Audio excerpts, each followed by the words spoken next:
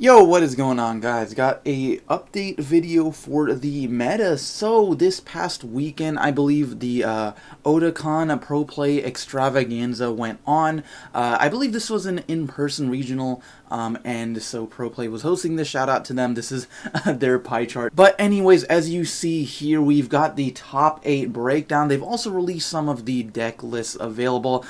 So this is the first, I believe, like major event we've had for the BT5 meta. Pro Play Games' events are always usually pretty big, have a very big turnout, and can usually give us a pretty good indication on what the meta will be like. So as you can see, there's just a complete takeover by Lord Nightmon Yellow. 6 out of the top 8 decks were some sort of variant of Yellow, some sort of variant of Lord Nightmon. There was one Lilith Loop and one other whose deck list we unfortunately don't have access to. So I'm kind of curious as to like what the Lilith Loop played, but the Lord Nightmon's decks, I mean, lots of people expected this being the best deck going into the BT5 format, so it's not really surprising to me that there were so many people representing this color. Now, I do also think, like, I definitely don't think this deck is, like, all unbeatable, right? I think there are counters to it in the game. I think things like Refleshimon, things like Hexablow, and there are plenty of other powerful decks in this format. However, none of them really do what Lord Nightmon does. The reason why this deck is so good is because, well, it just has access to everything. It's very consistent. TK is an extremely good consistency card. Has access to very powerful boss monsters like Lord Nightmon, Slash Angemon, Mastamon, War Greymon, as well as Chaosmon, Valderarm, and you just have access to so much removal. Basically, if your opponent brings out anything outside of the breeding area, you are getting rid of it within a couple of turns. You got things like Starmons and War Growlmon, and just a whole bunch of other removal cards at your disposal. So it's crazy how prominent this deck was, and it might have been more of a mentality thing. Since this is one of the first events we're getting for this format, maybe lots of people just thought like this was going to be the deck to beat, and that kind of skewed the results, as in, like, you know, like, because everyone thinks it's the best deck, everyone's gonna play it without really exploring other options. But I think as we see the format progress, we will definitely see other decks top. At least that's just my opinion. So anyways, let's go ahead and look at the top 8 deck lists. So this is Pro Play's website. I'll have all this linked in the description below. Unfortunately, these picture qualities are like not the greatest, but it'll give us an idea of what exactly is going on here. So first place, we've got a Lord Nightmon deck. You can see the Lord Nightmons in the right, and then of course we got Slash Angemons and stuff. This is a pretty standard list. The only thing that really stands out to me here is Rise Greymon over on the left, which definitely makes sense. Rise Greymon is a really cool Digimon who has the effect where you can play a yellow or red tamer from your hand. So things like TK you get to resolve for free, and then of course he's also got that inherited to give an extra minus 2,000. So maybe if you're attacking with Lord Nightmon, you get the 2,000 off him. Summon a Starmons, that's another 2,000 or 3,000. So it can definitely add up. So this looks like a very you know, powerful list. Shout out to all the players who made it into top 8. You guys did an awesome job. So then another interesting thing I'm noticing here is that in a lot of these deck lists, you're kind of just seeing these 2-drop rookies being completely phased out. So I know the first place deck list does have one copy of this Skymon, but most of these decks are playing Pulsemons and Patamons and Starmon, Bushi, Agumon, as well as maybe like a Salamon or 2 here, Kodamon, we see in the second place deck profile. However, you kind of just don't even care about the 2-drops anymore, because there's so many other really powerful rookies. You know, Pulsemon lets you draw, Kodamon lets you search, you get recovery with Lucamon and Salamon, and Bushi Agumon, of course, is one of the best cards, and Starmon, so I don't even need to talk about Starmon, man. That guy's crazy. So I think there's just so much value in running the other guys.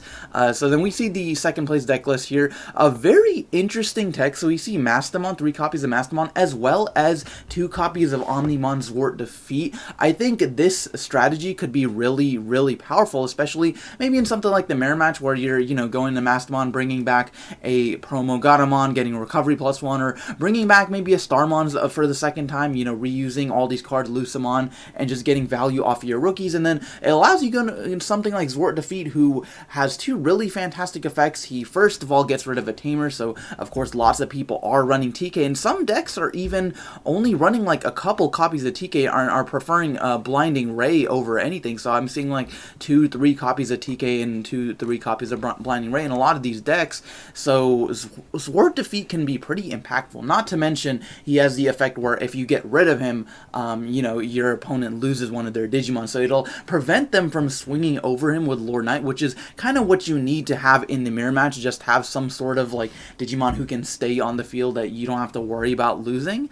So yeah, anyway, so aside from the Mastamon stuff, you know, this deck list is pretty spicy. Then we got third place here. This one I think is more of a standard list. He's not running a Mastamon or War Greymon or anything fancy.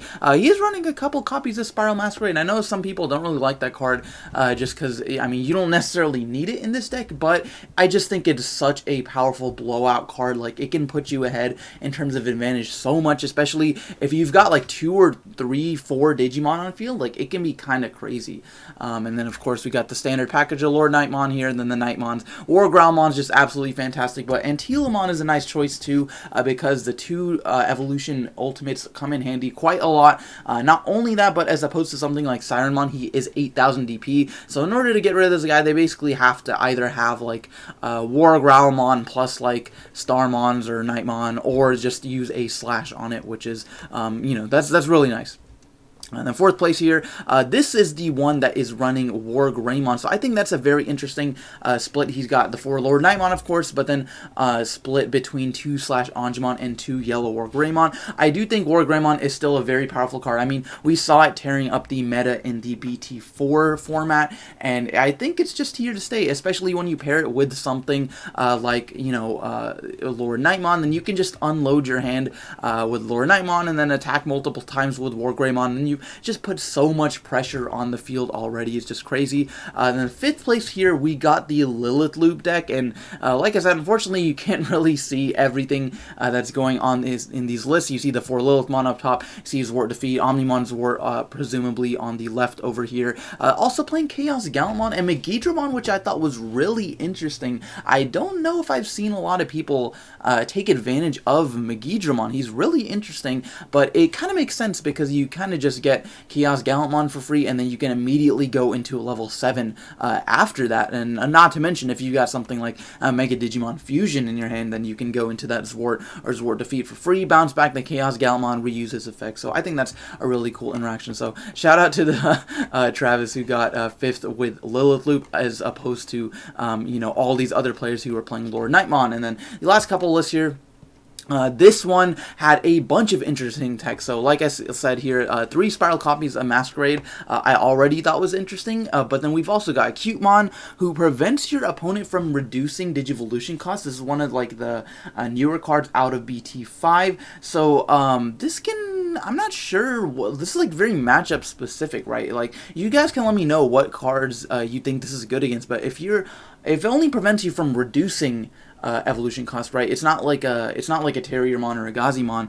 If it prevents you from reducing evolution costs, and I guess it stops things like Nokia or Yoshino or others, like very specific stuff like that. But regardless, he's also playing a couple copies of War Greymon as well as Sakuyamon. If you don't know what Sakuyamon does, she has this effect where anything coming out of your opponent's breeding area gets security attack minus 3 or 4, I think. Basically, it won't be able to check security. And then not only that, but then during your turn, I believe, she also reduces your opponent's security Digimon by like 2,000 or 3,000. So effectively making it much safer for your lower level or lower attack Digimon to swing into security. I think that's a really cool tech, especially like with War Greymon as well. It effectively makes him like 12 or 13,000, so you don't have to worry about him dying like as much. And then not only that, but if it prevents, like if your opponent's got a Lord Nightmon coming out in the breeding area, like he can still attack, but he's just not going to be able to check any security. And you know, I think that can save you some games. That's a really cool tech with the Sakuyamon there. And then of course, lastly, for 8th place, we've got a similar kind of list to the other one, playing 2 copies of Mastamon, 2 copies of Zwart Defeat, and then of course like more Cutemon, Spiral Masquerades, and then the rest is kind of standard. Also seeing Gladymon here, which surprisingly haven't really seen in a lot of the other lists. There's like 1 copy here. Some people are playing like 1 or 2 copies, but you would think that Gladymon, being like basically a TK for the Warriors Holy Warrior archetype, would be more widely utilized, but I think you get so much more value just from these other 3 champions with your Pidomon, your Unimon, and your Terurimon here, that there's just kind of not even any room left over for you to run Gladymon. Not that he's not good, but I personally also wouldn't run him at like more than 2. But then of course we've also got Anjuamon here, which is really interesting, especially pair it with something like Lord Nightmon, and then you get to resolve that effect twice. So you basically get to summon 2 level 3s from your hand if your security is 3 lower with the Anjuamon. So that's kind of crazy, where you can, yeah, I mean, if you got like double Bushiagumon or like Bushiagumon plus like a Starmon or something, I feel like that can be really, really crazy. So anyways, yeah, so that is the last of the deck list, guys. Let me know what you guys think of the Pro Play Games Tournament result. Do you guys think Lord Nightmon is going to be hands down just the best deck for the next format, or do you think there are counters to it? Do you think that we will see more players try to strategize against taking down this deck because it is so prominent? Let me know in the comments below. But anyways, guys, that is going to be the video. Thank you for watching, and I will see you guys next time.